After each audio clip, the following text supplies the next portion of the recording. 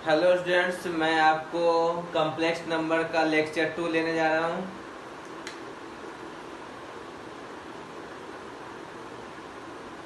Complex number कौन सा lecture है? चलिए, कॉम्प्लेक्स नंबर। तो कॉम्प्लेक्स नंबर बताने जा रहा है। लेक्चर 2 है कि लेक्चर 3 याद नहीं है। चलिए, कॉम्प्लेक्स नंबर पढ़ाने जा रहे हैं। तो कॉम्प्लेक्स नंबर में प्रॉपर्टी ऑफ मॉडुलस बताए थे, और भी प्रॉपर्टी कॉम्प्लेक्स नंबर में। देखिए, मॉडुलस का और भी प्रॉपर्टी होता है। जैसे वाई एक्सिस है, एक्स एक्सिस है, ये जो है Z1, ये Z1 है। सपोज ऑरिजिन से Z1 को मिलाए, ये Z1 है। Z1 लेते हैं सपोज X1, Y1। इस पॉइंट को P कहते हैं, OP।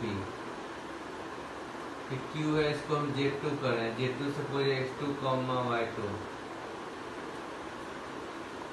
तो देखिए, OP वेक्टर क्या होगा? OP वेक्टर क्या होगा? तो X1I Y1 Z। इसको ये वेक्टर करें, OP vector X1I Y1 Z। इसको ये वेक्टर का है OQ वेक्टर।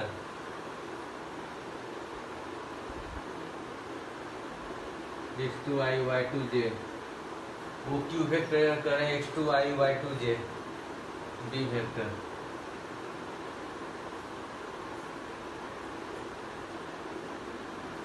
OP वेक्टर क्या हुआ? तो X1I Y1 Z। तो ये वेक्टर हुआ OQ vector X2I plus Y2 Z, जिसको B वेक्टर कर रहे हैं। अब B वेक्टर, इसके पैरेलल लाइन खींच रहे हैं हम।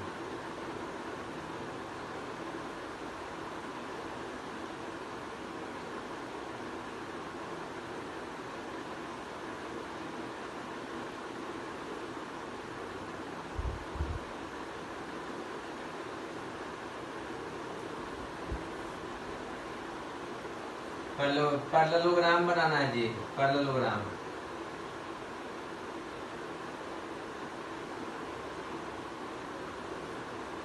ये वेक्टर बी वेक्टर, ये हुआ बी वेक्टर, और ये आपका सेम पैरेलल हुआ ये वेक्टर। ये क्यू यहाँ था, इसको थोड़ा सा डायग्राम अच्छा बनाते हैं। तो क्यू इसको बोल रहे हैं, ये पी हुआ आपका, और ये क्यू हुआ। क्यू क्या हुआ? तो X2, Y2। O Q vector क्या हुआ? B vector. OP वेक्टर क्या हुआ?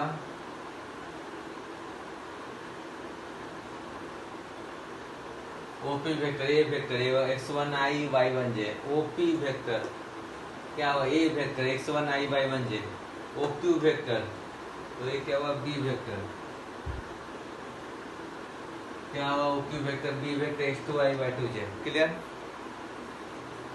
अब देखिए, पैरेललोग्राम याद कीजिए, A vector plus B vector, ये कॉम्प्लेक्स नंबर Z2 कर रहे हैं। तो कॉम्प्लेक्स नंबर Z1 को हम लिख रहे हैं वेक्टर के रूप में, OP वेक्टर। ये जो है आपका Z1 का रिप्रेजेंटेशन है। Z1 को वेक्टर के रूप में भी बता सकते हैं, पोजीशन वेक्टर। कोई भी कॉम्प्लेक्स नंबर को पोजीशन वेक्टर के रूप में भी लिख सकते हैं। तो Z1 को क्या लिख रहे हैं? OP वेक्टर, जिसको ए वेक्टर नाम दिए X1I Y1 Z। तो OQ वेक्टर को क्या कर रहे हैं? Z2 कर रहे हैं। इसको हम लिख रहे हैं X2I प्लस Y2 Z। तो खुद सोचिए, Z1 प्लस Z2 क्या हो जाएगा? Z1 प्लस Z2 हो जाएगा ए वेक्टर प्लस बी वेक्टर। और ए वेक्टर प्लस बी वेक्टर की कौन सा रिप्रेजेंट होता है? यही ना होता है, याद कीजिए, रिजल्टेंट ऑफ वेक्टर। पैरेललोग्राम में बताया गया था, ये रिजल्टेंट आर वेक्टर यही ना था। तो ये आपको क्या डिनोट होगा? Z1 plus Z2। क्लियर? अगर ये दोनों के बीच एंगल सपोज हम थीटा लेते हैं, दोनों के बीच एंगल सपोज थीटा लेते हैं,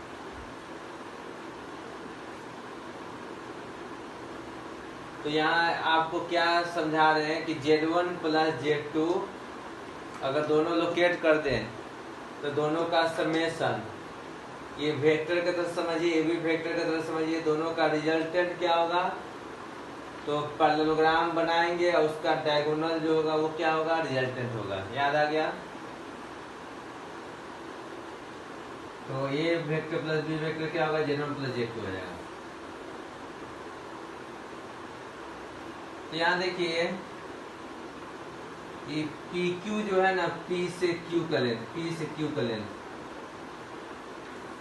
P से Q का लेंथ क्या होगा, तो Z1 से Z2 का डिस्टेंस, तो कह सकते हैं mod of Z2 minus Z1। P से Q का लेंथ क्या होगा जी, P से Q का लेंथ, तो mode of Z2 minus Z1। और वो इसको R कहते हैं, चलो ये पॉइंट का नाम R देते हैं। तो O से R का लेंथ क्या होगा, O से R का length mode of Z1 plus Z2।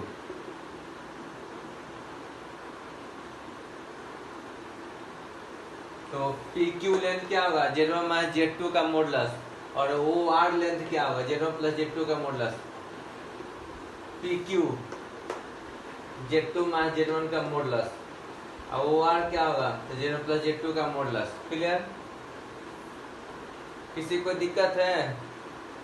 तो OR का क्या होगा, तो mode of Z1 plus Z2, और PQ क्या होगा, तो mode of Z1 plus Z2। नहीं, P से Q का लेंथ, P से Q का लेंथ, P से Q का लेंथ Z2 माइनस Z1 का मॉडुलस, और O से R का length mode of Z1 plus Z2। समझ में आ गया?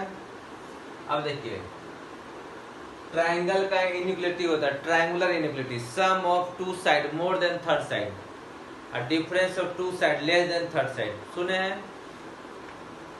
तो ये जो होगा, ये साइड लेंथ क्या हुआ, OP, OP आपका होगा मोड Z1, OP क्या होगा, तो मोड ऑफ Z1। OQ क्या होगा, mode of Z2।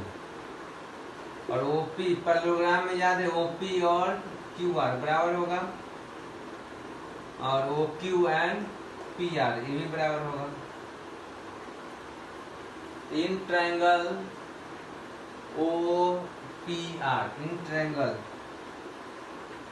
OPR, in triangle OPR की बात करते हैं, तो OP एक साइड हुआ OP, दूसरा साइड हुआ PR, लिखाएगा greater than equal to OR।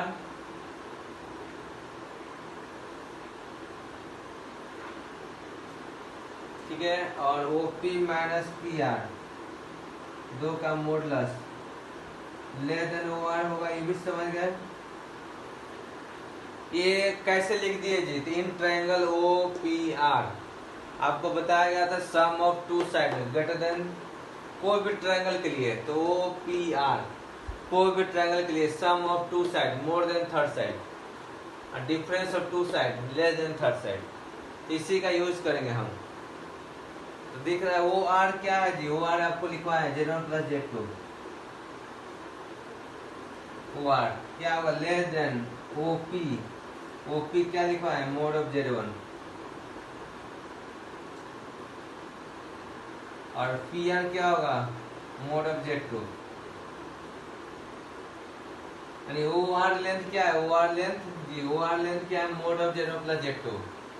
ये जो होगा लेस देन OP, OP क्या है, मोड ऑफ Z1, और PR क्या है, मोड ऑफ Z2, और ग्रेटर देन क्या होगा, greater than equal to OP क्या है, तो मोड Z1, और PR क्या है, मोड ऑफ Z2। तो ये एक बहुत बड़ा रिलेशन आया है, जो हम मना करे थे एडिशन के लिए कि अलग अलग direct mode Z1 plus mode Z2 नहीं कर सकते, ये इनइक्वालिटी होता है। और Z2 रिप्लेस करेंगे माइनस Z2 से भी तो कोई फर्क नहीं पड़ेगा, सेम ही रहेगा। क्यों? क्योंकि माइनस Z2 के जगह पर माइनस Z2 लिख दें तो माइनस Z2 का मॉडुलस और Z2 का मॉडुलस सेम होता है। अगर Z2 के जगह पर माइनस Z2 लिख दे, Z2 के जगह पर माइनस Z2 लिख दे तो माइनस Z2 का मॉडुलस मोड Z2 का मॉडुलस सेम होता है। यानी मॉडुलस का जो प्रॉपर्टी बताए थे तो उसमें बोले थे एडिशन में अलग अलग नहीं कर सकते हैं, तो एडिशन में क्या कर सकते हैं, तो उसके लिए ये बना जो अभी लिखे हैं। क्या लिखे? तो mode of Z1 plus Z2 का मॉडुलस, Z1 प्लस Z2 का modulus mode Z1 plus mode Z2 से लेस देन इक्वल होता है। और greater than equal to mod Z1 minus mod Z2 का मॉडुलस से होता है। Mode Z1 minus mod Z2 का मॉडुलस होता है। Z1 प्लस Z2 या Z1 माइनस Z2 दोनों के लिए यही होगा रिलेशन। क्यों? तो Z2 को चेंज कर दे माइनस Z2 से, तो इनइक्वलिटी माइनस Z2 का मॉडुलस और Z2 का मॉडुलस सेम होता है। माइनस Z2 का मॉडुलस Z2 का मॉडुलस सेम होता है। तो ये आपको याद रखना है। अब कोई क्या कहे प्रूफ कैसे हुआ? तो कुछ नहीं है, हम जानते हैं कि कॉम्प्लेक्स नंबर वेक्टर के रूप में भी लिख सकते हैं, दूसरा कॉम्प्लेक्स नंबर भी वेक्टर के रूप में लिख सकते हैं। तो कॉम्प्लेक्स नंबर का एडिशन वेक्टर के एडिशन के जैसा हुआ। अब वेक्टर का एडिशन पढ़े होंगे फिजिक्स में, दो वेक्टर को ऐड करेंगे तो डायगोनल जो होगा वो क्या होगा? रिजल्टेंट होगा। तो वही रिजल्टेंट ये हो गया जो ए वेक्टर प्लस बी वेक्टर या Z1 प्लस Z2। उसके बाद कर रहे हैं कि ये length mode Z1 plus Z2, ये डायगोनल का length mode Z1 plus Z2, ये मोड Z1 और ये mode Z2। Sum of two side greater than third side, difference of two side less than third side. आ गया इसी से। तो एडिशन में अगर कॉम्प्लेक्स नंबर एडिशन में हो, हम मॉडुलस लगाएंगे तो ये इनइक्वलिटी आएगा। अच्छा, इक्वल कब होगा? इसके बराबर कब होगा? इसके बराबर। तो याद कीजिए sum of two side third side, sum of two side third side के बराबर कब होता है? जब कोलिनियर हो। तो इक्वलिटी होल्ड करता है कोलिनियर के लिए। आइदर साइड इक्वलिटी होल्ड, मतलब इधर इक्वलिटी होल्ड या इधर भी इक्वलिटी होल्ड कब करेगा? For collinear. जब ट्रायंगल नहीं बनेगा, पूरा पूरा एक लाइन में होगा तब ऐसा होगा। याद कीजिए A vector plus B vector, अभी आपको वेक्टर से समझाते हैं। Mod of A plus mod of B कब होता है जी? याद है? A vector plus B vector का modulus mod of A plus mod of B कब होगा? जब थीटा 0 होगा, दोनों वेक्टर के बीच एंगल 0 होगा। अब mod of A minus B, A plus B, mod of A minus mod of B कब होगा? जब थीटा पाई होगा। तो यहाँ भी इधर के बराबर कब होगा? जब Z1 और Z2 के बीच एंगल, यानी ए वेक्टर बी वेक्टर के बीच एंगल जब 0 होगा तो एडिशन के बराबर। दोनों अगर एक दूसरे के अपोजिट हो जाए, अगर ए वेक्टर इधर है बी वेक्टर इधर हो जाए, तो Z1 को कह रहे ए वेक्टर है, Z2 को कह रहे बी वेक्टर। अगर ये दोनों वेक्टर के बीच एंगल 0 हो तो ये एडिशन हो जाएगा, और पाई हो तो ये डिफरेंस के बराबर हो जाएगा। तो वेक्टर की तरह सोच रहे हैं कि बराबर कब होगा? एडिशन के बराबर कब होगा? जब थीटा 0 डिग्री, मतलब दोनों का आर्गुमेंट का डिफरेंस 0। और माइनस के बराबर कब होगा? इधर माइनस के बराबर कब होगा? जब आर्गुमेंट का डिफरेंस पाई के बराबर। समझ में आ गया? तो ये बहुत इंपॉर्टेंट पार्ट है, इस पर बेस्ट क्वेश्चन भी मिलेगा। अब इससे प्रॉपर्टी बता रहे हैं, फिर क्वेश्चन भी देंगे इस पर बेस्ट। अब प्रॉपर्टी ऑफ कंजुगेट बताने जा रहे हैं। आपको इसमें याद क्या रखना है? अच्छा, एक चीज और था बताना भूल गया, रुकिए एक चीज और बताते इसमें।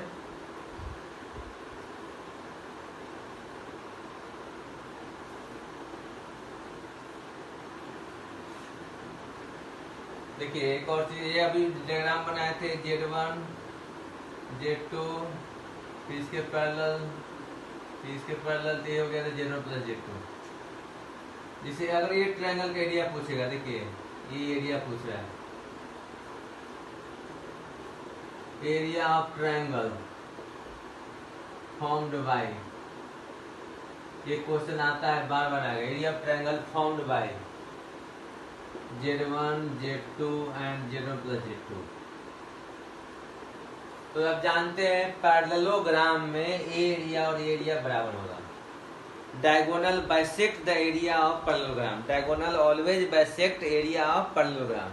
तो एरिया बराबर होगा। Area of triangle formed by Z1 Z2 Z1 plus Z2 equal to area formed by origin Z1 Z2। ये एंगल थीटा अगर कहते हैं तो क्या लिखा जाएगा? हाँ, आप ये पढ़े होंगे जी, याद आप लोग को तो बहुत रहता है। ए बी है, थीटा है, एरिया क्या होगा इसका, half product of side A B, बीच के एंगल का साइन। तो यही यूज यहाँ भी कर लेंगे, हाफ इसका साइड लेंथ मोड Z1, इसका साइड लेंथ मोड Z2, अब बीच का एंगल का sine. Area of triangle formed by Z1 Z2 Z1 plus Z2 will be half mod Z1 mod Z2 sine theta. समझ में आ गया? किसी को दिक्कत? तो क्वेश्चन ऐसा आता है,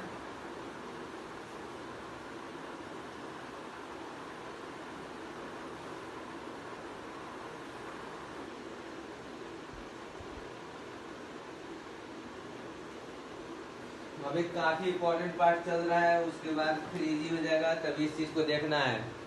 आप प्रॉपर्टी ऑफ कंजुगेट पढ़ाने जा रहे हैं, प्रॉपर्टी ऑफ कंजुगेट।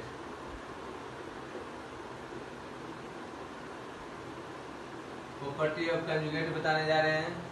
तो ये क्या है, Z1 plus Z2 plus Z3 या माइनस Z3 कुछ भी रहे, अब कंजुगेट लेंगे तो अलग अलग हो जाता है, Z1 बार Z2 बार माइनस Z3 बार। कितना अच्छा है, Z1 plus Z2 plus Z3 इस तरह, तो सबको अलग अलग कर देंगे, Z1 बार Z2 बार Z3 बार।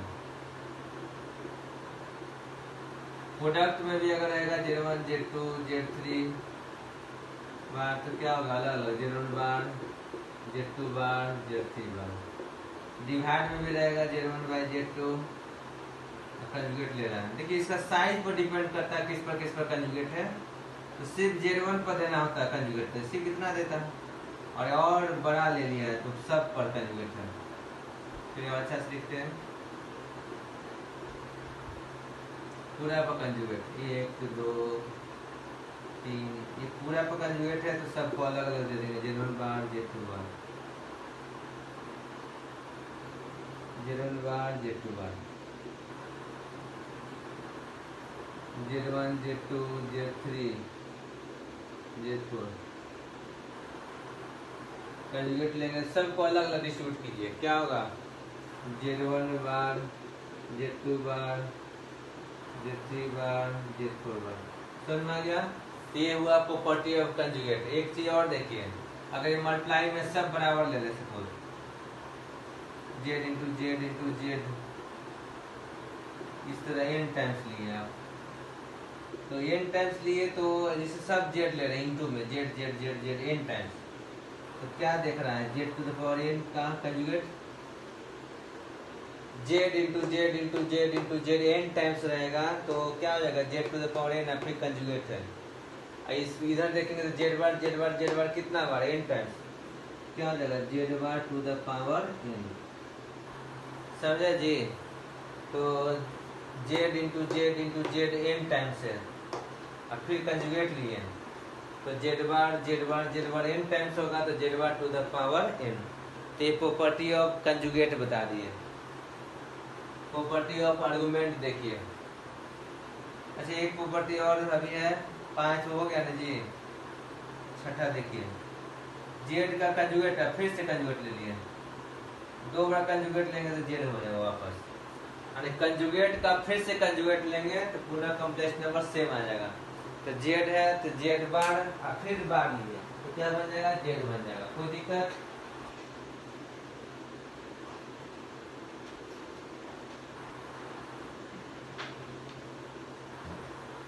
ये दोनों बता चुके हैं, याद होगा आप लोग को, Z का मॉडुलस Z बार का मॉडुलस बराबर होता है, Z bar mod Z square बताए थे, इसका भी यूज करेंगे।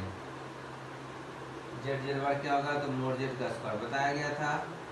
Z का मॉडुलस Z बार का मॉडुलस सेम होगा, Z bar mod Z square, Z bar का बार Z होगा, Z to the power n का बार, तो n को बाहर कर सकते हैं, सबको अलग अलग मॉडुलस दे सकते हैं, एडिशन में भी दे सकते हैं, सबट्रैक्शन में भी दे सकते हैं, जबकि मॉडुलस में एडिशन के लिए अलग आया था, ट्रायंगुलर इनइक्वालिटी।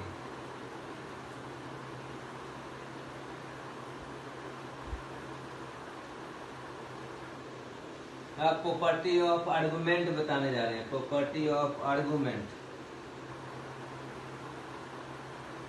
आर्गुमेंट का एक और नाम क्या था, एम्पलीट्यूड बताए थे। आर्गुमेंट का दूसरा नाम क्या था, एम्पलीट्यूड। तो प्रॉपर्टी ऑफ आर्गुमेंट,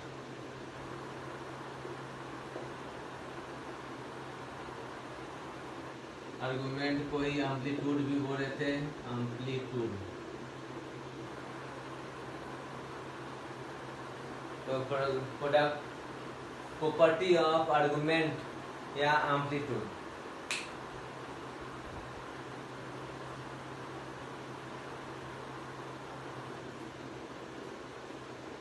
यहाँ तक किसी को दिक्कत? अब पहला देखिए प्रॉपर्टी Z1, जिस आर्गुमेंट ऑफ जीरो, जीरो का आर्गुमेंट निकालेंगे तो आपका अनडिफाइंड हो जाएगा।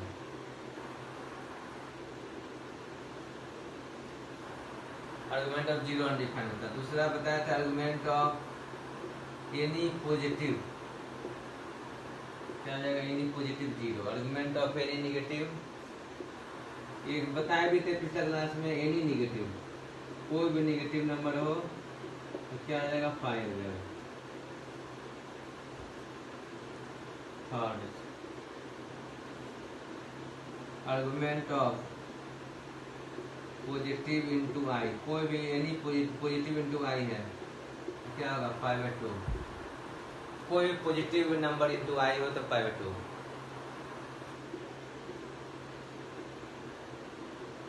नेगेटिव इंटू आई हो क्या होगा? -/2। तो पॉजिटिव आई कहाँ होगा जी? जैसे ये है y एक्सिस एक्सिस, तो पॉजिटिव आई जैसे 2i 3i 4i कोई भी लेते हैं तो ऑरिजिन से मिलाएंगे तो एंगल एक्सिस से कितना बना? 90 डिग्री। बोले तो नहीं, जिसका आर्गुमेंट निकालना है उसको ऑरिजिन से मिलाइए और एक्सिस से एंगल, तो ऑरिजिन से 2i को मिलाएं, ऑरिजिन से 3i, ऑरिजिन से 4i, किसी को भी मिलाएंगे तो positive axis, positive x axis angle कितना होगा? 5/2 होगा। और नेगेटिव आई लेते हैं, जैसे सपोज -1i लिए, -2i लिए, -3i लिए, तो इसको अगर ऑरिजिन से मिलाते हैं, अगर ऑरिजिन से मिलाते हैं तो एक्सिस एंगल कितना लेंगे जी? -/2। तो कोई भी नेगेटिव आई हो तो आर्गुमेंट क्या होगा? -/2। और पॉजिटिव आई होगा तो आर्गुमेंट क्या होगा? 5/2। देखिए तो हम शॉर्टकट बता दिए। अब कोई कहेगा कि आर्गुमेंट ऑफ आप बताइए 1 + i क्या होगा? तो 1 + i है तो पता कीजिए 1 + i कौन सा पॉइंट है। तो बता रहे थे, जैसे आपको आर्गुमेंट बताने जा रहे हैं 1 + i का, तो जिसका आर्गुमेंट पूछे पहले पता कीजिए कौन सा पॉइंट है। जैसे यहाँ 2i था तो 2i कौन सा पॉइंट हुआ? 0,2। तो ऑरिजिन से उसको मिलाते थे और एक्स एक्सिस एंगल बताते थे। तो यहाँ 1 + i का आर्गुमेंट की बात करें तो 1 + i कौन सा पॉइंट है? x1 y i की कोफिशिएंट 1, तो 1,1, तो 1,1 को ऑरिजिन से मिला दिए,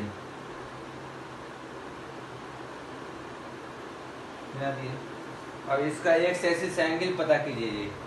एक्स एक्सिस एंगल कैसे पता करेंगे? जैसे मानते थीटा है, ये 1 है और ये भी 1 है, इसको चलिए 5 मानते हैं, तो tan phi क्या होगा?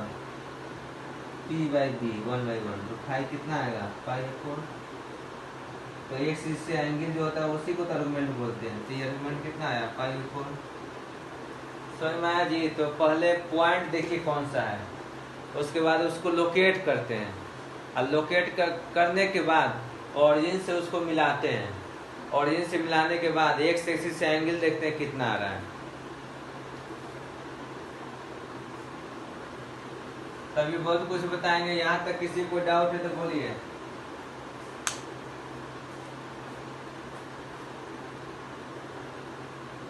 यहाँ तक किसी को डाउट नहीं है? समझ गया?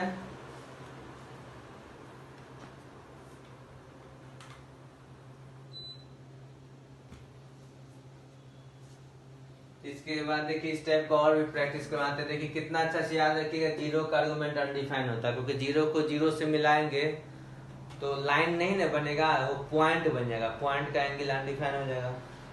पॉजिटिव नंबर कहीं भी तो इधर लोकेट होगा, तो एक्स से एंगल 0। नेगेटिव नंबर इधर लोकेट होगा, नेगेटिव रियल नंबर, तो इधर से क्या होगा? पाई। ये सब देखिए 2i पॉजिटिव है कि नेगेटिव? 2i, तो आयोटा कहीं लगा हुआ है, आयोटा तो आयोटा पॉजिटिव है कि नेगेटिव किसी को कुछ पता नहीं है, तो इसलिए उसको पॉजिटिव नेगेटिव हम लोग कभी नहीं बोलते। आयोटा को पॉजिटिव है, आयोटा के नेगेटिव है, ये सब कभी नहीं बोलते हैं। मतलब greater than zero, less than zero, iota रहे तो अनडिफाइंड है उसका कोई सेंस नहीं है। 2i greater than zero, -2i less than zero, ये सब अनडिफाइंड है।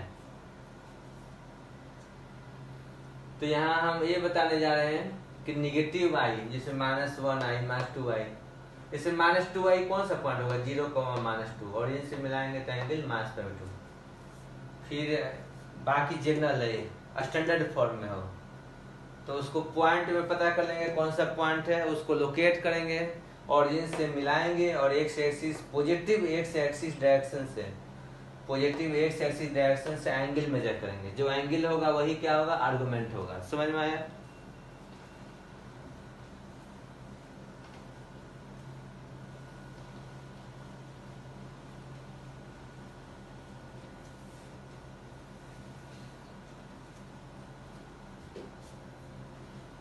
और देखिए आर्गुमेंट ऑफ सपोज आपको निकालने जा रहे हैं -1 + √3i।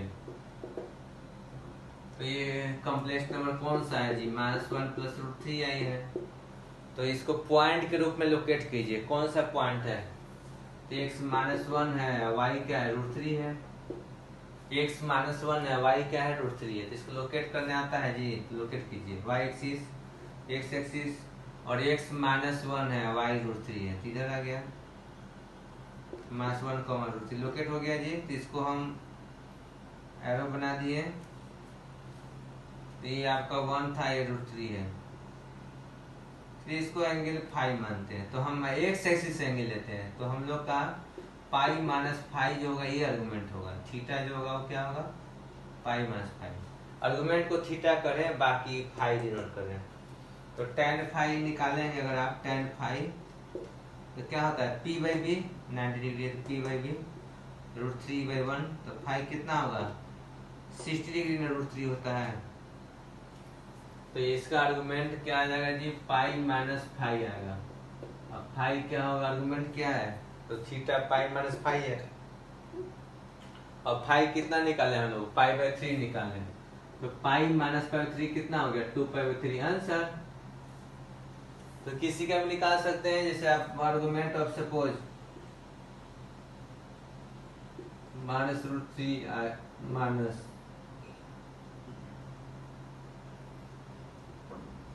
देखिए जैसे सपोज -2 -3 एकदम डिफॉल्ट ले रहे हैं, -2 -3 है सपोज आर्गुमेंट। तो ये कौन सा कॉम्प्लेक्स नंबर है, इसमें देखिए कौन सा कॉम्प्लेक्स नंबर है, तो -2 -3 आई है। तो पॉइंट क्या है इसका, तो रियल पार्ट जो होता है वो x को नेट होता है और इमनरी पार्ट y को नेट होता है। तो रियल पार्ट क्या है, -2, इमनरी पार्ट क्या है, -3। इसको लोकेट कीजिए। अगर लोकेट करते हैं पॉइंट के रूप में तो क्या आया, थर्ड क्वाड्रेंट में आया, -2 -3 लोकेट किए तो थर्ड क्वाड्रेंट में -2 -3 आया।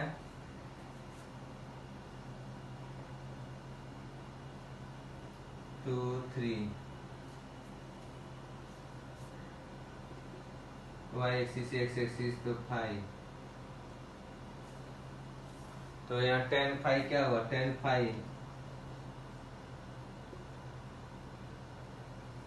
क्या होगा, p/b, तो 3/2 हो गया। फाई क्या हुआ, tan वर्स 3/2, tan फाई क्या हुआ, p/b, और फाई क्या हुआ, tan वर्स 3/2। ये एंगल कितना हुआ, पाई माइनस फाई। तो इसका आर्गुमेंट हम क्या लिखेंगे, देखिए क्लॉकवाइज हो ना जी तो माइनस जरूर देंगे। तो ये मैग्नीट्यूड की बात कर रहे हैं, पाई माइनस फाई, लेकिन क्लॉकवाइज है तो माइनस जरूर लगाएंगे। तो ये फाई है तो ये कितना हुआ, पाई माइनस फाई। और चूंकि क्लॉकवाइज है तो इसको हम लिखेंगे minus of pi minus phi, minus pi plus phi. Phi क्या निकाले, 10/3/2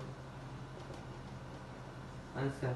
तो उम्मीद है कि कोई भी कॉम्प्लेक्स नंबर लिखेगा तो कॉम्प्लेक्स नंबर के कॉरस्पॉन्डिंग पॉइंट निकाल लेंगे, और कोई भी पॉइंट निकाल लेंगे तो उसको ऑरिजिन से मिलाकर एक्स एक्सिस से एंगल आप निकाल लेंगे। और कोई कहेगा क्लॉकवाइज क्यों मेजर की, इधर से क्यों नहीं मेजर किए, ऐसे भी तो मेजर कर सकते थे। तो आपको बताया गया था शुरू में आर्गुमेंट जेड या प्रिंसिपल आर्गुमेंट, जिसको हम थीटा करें, थीटा को करें आर्गुमेंट ऑफ जेड या प्रिंसिपल आर्गुमेंट ऑफ जेड, दोनों हर केस में क्या होता है, -पाई टू पाई क्लोज होता है। -पाई से दिख रहा है, चलिए और ऊपर बनाते हैं, अब दिख रहा होगा। तो ये कर रहे हैं थीटा कर रहे हैं, किसको नाम दिए थीटा, तो आर्गुमेंट ऑफ जेड या principal argument of Z, principal value of argument of Z. इसलिए अच्छा से हम लिखते हैं, प्रिंसिपल का स्पेलिंग जानते हैं, principal value of argument of Z. तो दोनों -पाई थीटा जिसको कह रहे थे, दोनों -पाई ओपन, यहाँ -पाई कभी नहीं होता आर्गुमेंट, किसी का आर्गुमेंट -पाई कभी नहीं होता है। तो -पाई ओपन या पाई क्लोज है। तो प्रिंसिपल आर्गुमेंट या आर्गुमेंट की बात करें तो -पाई ओपन पाई क्लोज। एक होता है जनरल आर्गुमेंट, जनरल आर्गुमेंट या general value of argument of Z. तो प्रिंसिपल वैल्यू -पाई से पाई में लाते थे, -पाई ओपन पाई क्लोज। तो उस बेसिस पर कर सकते हैं, फर्स्ट और सेकंड में हम लोग एंगल एंटी क्लॉकवाइज लेंगे, तभी पाई से एक्स एक्सिस से एंगल लेना है। जब एक्स एक्सिस से एंगल लेना है तो फर्स्ट और सेकंड में, फर्स्ट एंड सेकंड में आपको एंटी क्लॉकवाइज लेना पड़ेगा, तभी पाई से कम आएगा। देखिए जब फर्स्ट क्वाड्रेंट में है तो एक्स एक्सिस से एंटी क्लॉकवाइज लेंगे, तभी 90 से कम पाई से कम होगा। सेकंड में भी रहेगा तो एंटी क्लॉकवाइज लेंगे। और थर्ड एंड फोर्थ में एंगल हम क्लॉकवाइज लेते हैं। कैसे एंगल लेते हैं, क्लॉकवाइज लेते हैं। तो principal value of argument of Z, ये argument of Z -pi open या पाई क्लोज तभी रह पाएगा जब point first and second quadrant में हो तो एंटी क्लॉकवाइज मेजर करें, और थर्ड एंड फोर्थ में हो तो क्लॉकवाइज मेजर करें। तो ये चूंकि थर्ड में था तो क्लॉकवाइज मेजर किए, ये सेकंड में था तो एंटी क्लॉकवाइज मेजर किए। समझ गया।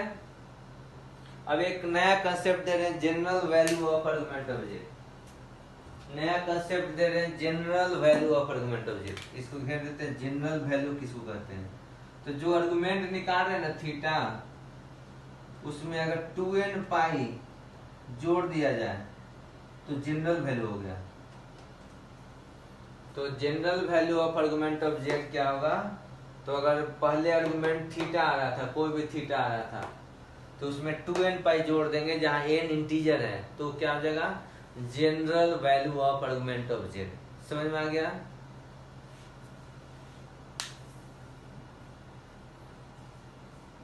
एक से कंसेप्ट बता दिए जी, क्या बताए, फर्स्ट में सेकंड क्वाड्रेंट में एंटी क्लॉकवाइज एक्स एक्सिस से एंगल मेजर करते हैं, और थर्ड एंड फोर्थ में क्लॉकवाइज मेजर करते हैं। एक फाई जो मिनिमम एंगल, ट्रायंगल का एंगल फाई, और फिर एक्स एक्सिस से जो एंगल निकाल रहे हैं क्लॉकवाइज में तो माइनस के साथ लेंगे, एंटी क्लॉकवाइज प्लस के साथ लेंगे। इस तरह आर्गुमेंट निकालना आप लोग सीख गए। अभी प्रॉपर्टी और है तो देखिए,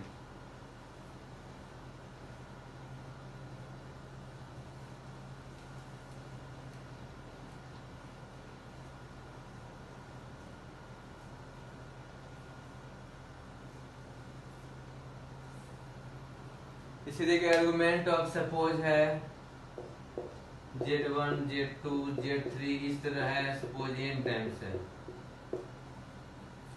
सपोज आर्गुमेंट है Z1, Z2, Z3, Zn, इस तरह है, सबका आर्गुमेंट निकालने जा रहे हैं, Z1, Z2, Z3, Zn। तो अलग अलग करेंगे तो क्या आ जाएगा जी, Z1 argument of Z2 argument of Z3 plus argument of Zn और प्लस कुछ 2k पाई। क्यों 2k पाई जोड़ रहे हैं, इसका क्या रीजन है, देखिए।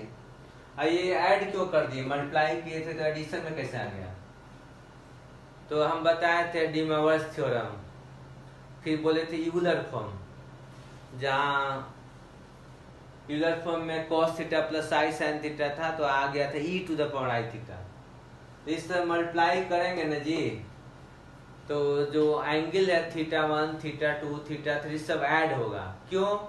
यूलर फॉर्म में बताए थे कि मल्टीप्लाई करने से ऐड होता है, क्योंकि वो थीटा जो है एक्चुअली वो पावर में होता है, तभी ना बेस से में मल्टीप्लाई करेंगे तो पावर ऐड होगा। ऐसे आप चेक भी कर सकते, दो को मल्टीप्लाई करके देखिए। चलिए विश्वास इसमें अगर नहीं हो रहा है तो देखिए, जैसे एक Z1 लिए R1 पोलर फॉर्म लिख रहे हैं cos theta 1 plus i sine theta 1, Z2 लिखे R2 cos theta 2 plus i sine theta 2। तो जैसे ही मल्टीप्लाई करेंगे Z1 Z2 तो देखिएगा R1 मल्टीप्लाई करके देख लीजिए आप लोग, तो Z1 Z2 मल्टीप्लाई करेंगे तो R1 R2 और एंगल ऐड हो जाता है, समझे जी। ओके, कैसे ऐड हो गया तो ये तो देखने का चीज है, आप मल्टीप्लाई कीजिए। तो मल्टीप्लाई करेंगे तो आ जाएगा cos A cos B minus sin A sin B, तो ये फॉर्मूला लग गया। दूसरा sin A cos B cos A sin B आएगा, तो ये फॉर्मूला लग गया। तो इसलिए प्रोडक्ट कर रहे हैं तो एंगल ऐड हो जा रहा है, तो उसी से ये फॉर्मूला आ गया। कैसे लॉग में था प्रोडक्ट M N P, तो log M log N log P, तो लॉग में यदि प्रोडक्ट में रहे तो एडिशन में चेंज होता था, उसी तरह यहाँ होता है। और इस तरह जोड़ेंगे, जोड़ते जोड़ते जोड़ते तो ऐसा हो सकता है कि माइनस पाई और पाई का जो रेंज है उससे बाहर चल जाए, तो उस रेंज से बाहर चल जाए तो उसको रेंज में लाने के लिए 2k पाई लिखना जरूरी है। सिर्फ इतना लिखेगा तो ये गलत स्टेटमेंट। एक बार आया था आईटी में क्वेश्चन, इतना ही लिख के छोड़ दिया था, स्टेटमेंट 1 फिर स्टेटमेंट 2, तो स्टेटमेंट 1 रॉन्ग हो गया कि इतना लिखेगा तो गलत हो जाएगा। क्यों? इधर प्रिंसिपल निकालेंगे आप, इधर ऐड होते होते होते प्रिंसिपल से बाहर चल जाएगा, तो बराबर होने का चांस तो है नहीं। इसलिए 2k पाई ऐड करेंगे जहाँ k कोई एनी इंटीजर है।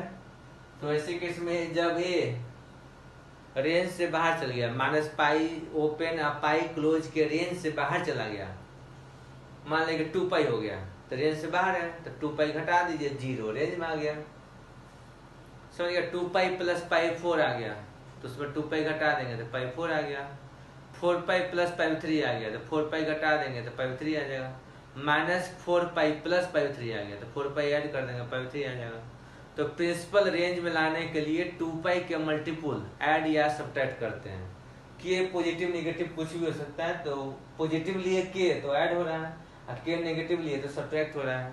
तो देखा जाए 2k पाई से ऐड करके जहाँ के कोई भी इंटीजर चुनना है, और इस तरह चुनना है, इस तरह सिलेक्ट करना है कि प्रिंसिपल रेंज जो है माइनस पाई ओपन या पाई क्लोज उसमें आ जाए।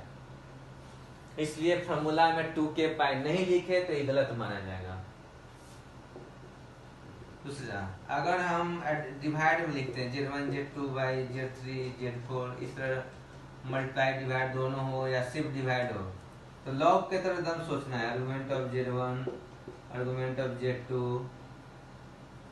Minus argument of Z3 minus argument of Z4, और लास्ट में वैलिडेशन ऑफ फार्मूला के लिए 2k पाई जरूर ऐड करते हैं। यहाँ देखिए तीनों से सब सेम ले लिए,